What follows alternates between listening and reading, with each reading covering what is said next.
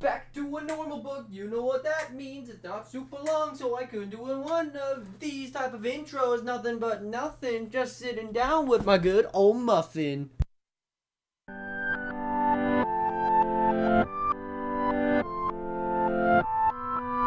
Hello everyone, my name's Stonesy Boy, and welcome back to Reading with Stonesy. Today we are starting the first book in the Five Nights at Freddy's Fazbear Fright number 6, Blackbird. First episode. There is going to be in total 12. Don't question me. 12 episodes, with this being episode number 1, where we go to 01 to 20. We will go from 01 to 20. Then, as we can see here, Baba Boo, Baba Bing, we're going to go to 01 to 20, 21 to 24, 41 to 60, 61 to 80. Then we're going to stop.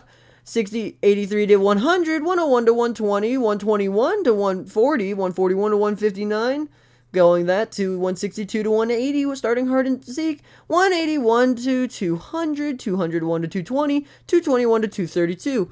So we don't have a worst episode, and we have some best episodes, with the smallest amount of reading being about, I don't know, about, through 11 pages, and the worst one being 20, which basically are all of these. Or, I mean, they're all technically 19, but I say they're 20, you know? Do we have really a bad episode? 17. We go from 62 to 80. No, we really don't have a bad episode. We don't have a mean one either, really. So, without further ado, and get rid of my whiteboard, let's begin. It needs to be bloody. Noel sat backward on his chair and his straight back between his splayed legs. In spite of the chair's cheap tan plastic and the rest of the room's less than upscale ambience, Noel managed to look cool and confident. Sam wondered how he pulled that off so easily. Feeling like a nerd that he was, Sam tried to adjust his long legs and fit another in the cheap plastic chairs. He disagreed with Noel. Horror's not in the blood, it's in the creep factor. Creep factor? Noel repeated. It's a technical term. Noel nodded. I must have dozed off when Grimley was talking about that. More likely you were staring at Darla Stewart. You make a point, and we're not getting anywhere. Sam sighed and shifted in his seat again. His legs were cramping. He was only hungry, and he was pretty sure he and Noel were the only pair in the room. He hadn't come up with an idea yet. Although Sam's back was the rest of the space, he could hear the jumble of the eight-shushed conversations going on over gray-walled room. The classroom had a little of a muffle and a tense babble. A few folding tables, some plastic chairs, a portable closet packed with sound equipment, and a viewing screen. Though, on an open door behind Noel, Sam could see a project room, which had open space for filming scenes, a green screen, and several shelves stuffed with full more AV equipment. The conversations between Sam's classmates were mostly incomprehensible because they were taking place in the cautious whispers and mumbles. Less than brilliant idea would get stolen. Occasionally, though, someone would get excited and Sam would make out a word. Serial killer, zombie, vampire, demon. The words he heard were some tension on his shoulders. If those are other teams' ideas, maybe he and Noel still had a chance. They didn't have an idea yet, but at least they had a done-to-death idea. You have to admit, he's the fine caboose, Noel said. Sam stretched all 37 inches of his legs and stared at his huge feet. Sam's both legs and his feet defied normal proportions, and he would have gone to 6'5" body. According to his chart the doctor showed him once, his legs would have been about 34.5 inches long. He would think 2.5 extra inches wouldn't be much, but apparently it would make Sam look like a stork or a heron or a crane. He heard all three from various unkind kids, and those inches were enough to make him prone to grand displays of ungainly clumsiness, which prevented him from turning his height into something useful like, say, on a basketball court. All Sam's legs did, as far as he could tell, was get in his way. If to Sam, huh? Looks like we're lagging here, dude. Noel gestured out into the room behind Sam's shoulders. Sam looked around. 4 teams were leaving the room. 2 were getting ready to leave. Only 2 other teams were still stalking. Great. Actually, it is kind of great, Sam thought. Better than silence. He looked at his watch. Our classroom was open for another half hour. They had 30 minutes to come up with something. Would you like to get out of the chair? Nicole flung his foot out and kicked the side of Sam's feet. You're squirming so much, you remind me of my nephew when he needs to take a piss. I can't get comfortable. My heart bleeds. There you go with the blood again. Noel grinned. It's all about the blood. Seriously, we need a thing. Hey, Noel's blasé posture disappeared. He glanced over the remaining teams. Seriously, dude, get off the chair. Come over here. Noel exited his chair with an enviable grace, and he took a couple steps to the wall outside him. Sliding down the wall, he folded his normal length legs, preferably perched into a 6'1" height to the meditative position. He motioned to Sam again, then Sam hesitated. So Sam gave up on the too small chair and awkwardly put his skinny body on the floor in front of Noel. He had to admit his legs were happier. Noel leaned forward and spoke softly. Do you remember Fnaf Fazbear's pizza? Noel's breath smelled like licorice. Sam leaned away. Why? Nicole lowered her voice into a whisper so faint Sam had trouble understanding him. All he had was creepy animate. But that's close enough. Oh, those! Sam felt goosebumps on his arms. He was glad he was wearing long-sleeve t-shirts so Sam couldn't see how the mention of the characters affected him. Yeah, those are all creepy, all right. Thinking about pizza gave me an idea, Noel said. What idea? Noel gazed out of the classroom again. Sam checked it too. Only one other team was left. It was infamous Darla, her fine caboose, and her friend Amber, who actually was a nice one of the two girls. They had their heads together and seemed to be having a whispered disagreement. They were paying any attention to Noel and Sam. My idea is to write a horror story plot around a creepy animatronic of our own, Noel whispered to Sam. Sam, edgy just thinking about Freddy Fazbear's animatronic characters, had to admit it was a great idea. I like it. Awesome! Noel held out his fist and Sam bumped it. So, what would you be a good character, Noel asked. You're asking me? You're the genius. Sam wasn't a genius, but he had good grades. Some people, like Noel, who tended to be a bit of a screw-off, got those things confused. Sam leaned back and took his feet again. A good animatronic character, a good animatronic character, a good animatronic... Sam looked at his legs. Stock, hair, and crane. How about a bird? Not a chick, obviously. Something more obviously intimidating. That's not bad. What about a goose? A goose? Said repeatedly out loud. He laughed. Don't laugh. A goose attacked me when I was little. I can still bear the scars. Seriously? Noel lifted up his left leg in his faded jeans. He pointed a white score below his knee. It bit you? Well, no. It chased me while I was on my bike. I fell off my bike and cut my knee. Sam laughed again. Noel dropped his pant leg. Sorry, Sam said. I can see you're traumatized. Noel stared blankly in the middle distance. You have no idea. I probably need therapy. I don't think you want a horror film about an animatronic goose, Sam said. You're right. We need creep factor. What's a creepy bird? You guys win a rotten egg prize? Amber called from across the room. Saving the best for last, Noel said, holding his clasped hands above his head for the victory gesture. Amber said, You're an idiot. Darla said nothing, and the two girls left the room, talking their poetry, reading their English class. She likes you, Sam said. She thinks I'm an idiot, so she likes you, and she knows you. Noel kicked Sam's foot. Sam returned to the problem. Oh, I got it. He sat up and said in some ominous tone, Once upon a mere night dreary, huh? Oh, come on. You're not that much of an idiot. I might be. Quoth the Raven, Sam prompted. Huh? Oh, wait, I know this. The poem of the scary dude. Poe. Oh, the Raven. Yeah, only no, not quite. The Raven, obviously, is a cliche. A crow would be, too.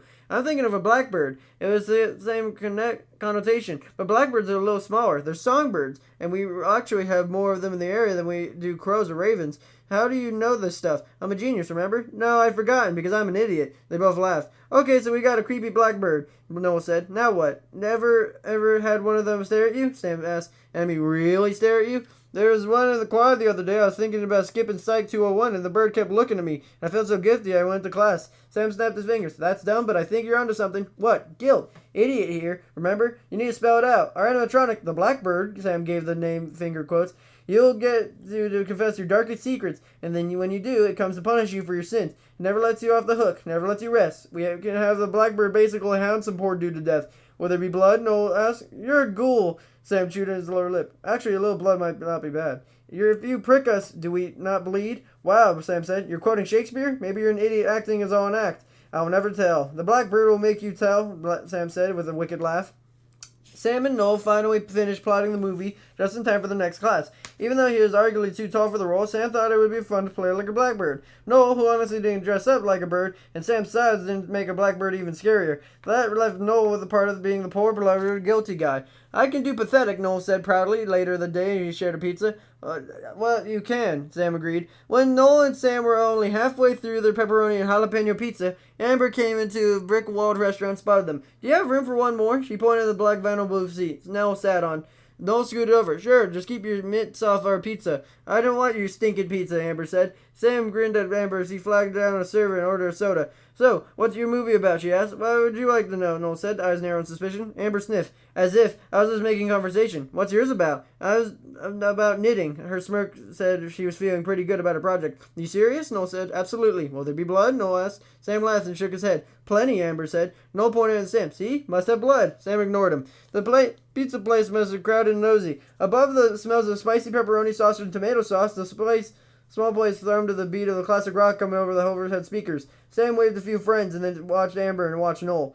Sam wasn't sure why Noel didn't ask Amber out. He was cute, not Sam's type. A few girls he'd gone out with were taller and more serious than Amber, but Noel liked girls he could laugh with, and girls seemed to like Noel's blue eyes, athlete body, and scruffy blonde hair. Amber, also blonde, blue-eyed, and in good shape, looked good sitting next to Noel. He even dressed like she did, usually wearing fitted jeans, white shirts, and then a weathered allowed it leather jackets.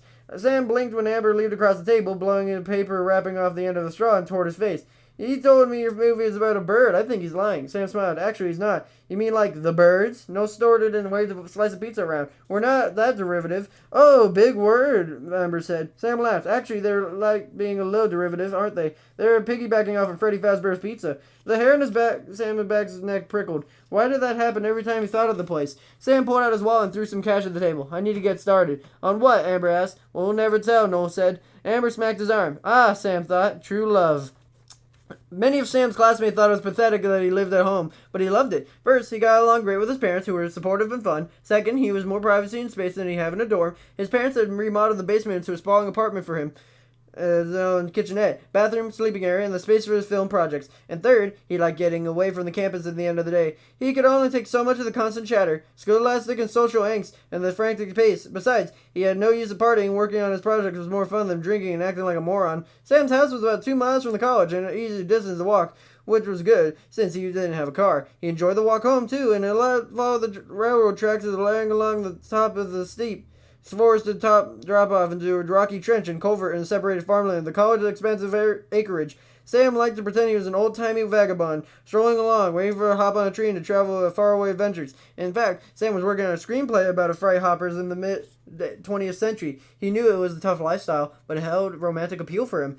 Maybe because he never felt like he fit in with the mainstream life. And of course, his current project wasn't going to help with that. 3 days later, after Sam and Noel started on their horror movie plot, Sam sat on the special order desk chair his mom had gotten for him, and the huge craft table in the basement. Covering the pale blonde wood table were piles and piles of long black feathers. Luckily, Sam's dad was a merchandiser who had a gift for finding rare items. He would locate pretty much everything Sam had never needed for his project. Today, his dad had met Sam in the driveway with several crates of feathers, which he helped Sam transport down the basement stairs. Before leaving the basement, Sam's dad sang out, "Bye-bye, Blackbird." "Very funny, Dad," Sam called up the stairs. He smiled an answering chuckle and began pulling feathers from the crates. Sam's idea for the Blackbird costume was to weave long black feathers into a netted black fabric, and then he sewn back in the black body hugging suit, like a feathered body wrap. It was going to require a lot of feather placing, affixing, and sewing, so Sam queued up a bluesy jazz and got to work. At 11:30 p.m., Sam startled when his phone rang. It was Noel. "Amber asked me out." "Good. I thought I was supposed to do the asking out. Have you ever heard of women's lib?" Vaguely, but I've come to the family of male chauvinistas. I'm still learning curve." "What did you say to her?" Sam went, stabbing his finger in the needle for the 100th time. "I said yes. I could think fast enough to say anything else. Besides, I've decided her caboose might be as fine as Darla's. That's important. How's the costume coming?" "Good, I think. Should have it done by tomorrow afternoon. We're working on it set. Such a tragedy." "Which is a tragedy," Noel complained. "The set? No, working on it tomorrow. Tomorrow's a Saturday. Saturday's for frolicking. And this is the only time we get the shooting studio signed to us," Sam reminded him. "A pity." Sam ignored him, hung up the phone, and returned to his sewing feathers. A few hours later, he was putting the finishing touches on the costume, attaching a head, 2 beady yellow and black eyes, and a tiny pointed orange beak. Even though he was exhausted, he donned the suit and stood in front of the full-length mirror behind the bathroom door. Sam nearly shrieked when he saw himself, because he wasn't looking at him anymore. He was not him. He was tempted to tear off the suit and find himself again. He felt like his creation assimilated him. He'd been transformed. He couldn't see any part of Sam. All he saw was a monster-sized Blackbird. His design had come out just how he envisioned it. The oversized proportions made the suit look almost kid-friendly, but the wide, dead eyes and dripping midnight feathers were ridiculously unsettling. He had no doubt that poor Floyd, the character in the movie, would seriously regret his dark secrets, and he came face-to-face with the Blackbird. Thanks to the massive quantity of feathers his dad got for him, Sam had not been able to approximate the full belly shape of the Blackbird. He fashioned the curve of the belly and come all the way down to below his knees, so the bird's legs started at the shins, conveying realistic proportions. His mom had helped him with the feet part of the costume. His mom, who loved all things crafty, found a pair of stretch-to-fit water shoes, and extra large black tights in the scales pattern. So she also left Sam how to shape the bird toes out of the black rubbers, into which he had been dark deep groves. Together, they used sculpting epoxy to create bird claws, which Sam inserted into the rubber toes. He attached the bird feet into the water shoes so it made it look like the toes extended out naturally. At first glance, Sam was a huge blackbird, and he was beyond creepy. Now they just needed a little blood. Sam laughed. Maybe then Noel would shut up about the blood. Noel and Sam met Saturday afternoon and designed the movie set. Noel would rather have been playing volleyball with his Frederick brothers, but in spite of the nonchalant posturing, film class mattered to him. Plus, he was stoked about their movie. When Noel arrived at the shooting studio, Sam immediately showed him a picture of the Blackbird suit. Noel was glad Sam wasn't looking at him when Noel first saw the picture. He was pretty sure he wasn't pale. It felt like he'd gone pale. He suddenly got cold and weak and shaky. What the heck was happening? When Sam turned to ask Noel what he thought, Noel bent over and pretended to tie his too. That's rad. Above and beyond, dude. Yeah, thanks. I kind of freaked myself out when I looked in the mirror, Sam said. Noel rose, pretty sure his normal coloring was back. Leave it to Sam to admit he was freaked out. Sam had no clue how to be cool. He was just too honest, too open, and to himself to get within the safe sifting distance of cool. Okay, so we're thinking bedroom, right? Sam stood in the middle of the set. Nightmares, night terrors, cold sweats, paranoid self-defense, panicked phone calls. Yep, I'm thinking an ultimate in the film would be a one-room set. Noel pretended to speak into a megaphone. Step right up, folks. Get a creep factor right here. One-stop shopping. Sam laughed. Noel grinned. Sam wasn't bad-looking when he laughed. Noel thought. Sam's problem was that he's always looked up serious. So, with strong features and a wide mouth and a sharp jawline, Sam always came across as harsh and angry, even when he wasn't. His face was like one of those carvings on totem poles. In fact, when Noel had met Sam at the beginning of the semester in the previous year, he asked Sam if he was a totem pole. The dude was so tall he wore a lot of black, red, and tan. I have something on my face, Sam played. Just your ugly mug. Noel gave him a playful punch and let Sam know he was kidding. Come on, man. Sam tossed Noel a screwdriver. Let's get to work. Over the next 2 hours, they built furniture, hung pictures, made a bed, and argued about which personal and decor items they went where and why. Sam seemed to be particularly entrenched opinion about the dirty socks. This movie be airing your dirty laundry and what happens to you when you do. The dirty socks would have been a prominent place for the visual narrative, not to be tossed off to the side, Sam said. Noel held off his hands. I give another half hour. Noel got bored. So, Sam, what's the dark secrets going to Blackbird get out of you? Sam dropped the stack of magazines he was carrying. Noel laughed. Guilt much? Sam shook his head. Coincidence. Uh-huh. Noel looked at Sam. Well, I don't have any dark secrets, Sam said. He was industrially cleaning up magazines, made Noel think Sam was hiding something. Come on, dude, spill, Noel laughed. The secret's not the magazines. Sam finished the restacking the magazines, and he straightened. He looked down at Noel. Nothing to spill. What about you? Sam was really a nerd, Noel thought. He was the kind of guy Noel really hung out with. But Sam was a genius in film class. Always hitch your wagon to the best horse, Noel's grandfather used to say. Noel's grandfather was multi-millionaire. Noel figured taking his grandfather's advice was pretty wise. Okay, Noel conceded. I'll tell you mine. He threw himself in the bed and he put his hands around his head. Hey, Sam said. Shoes. I borrowed that bread thread. Fine, Mom. Noel kicked out his shoes. Sam ignored him and started hanging curtains over the fake window. So, I'm not proud of this, Noel said. But if that's true, it might be possible. If he really was telling the truth about a dark secret, then he was a little proud of it. If it's a dark secret, I don't know why you should be proud of it, Sam said. Okay, whatever. When I was in junior high, I would have been maybe 12 or so, I guess. I was a bully.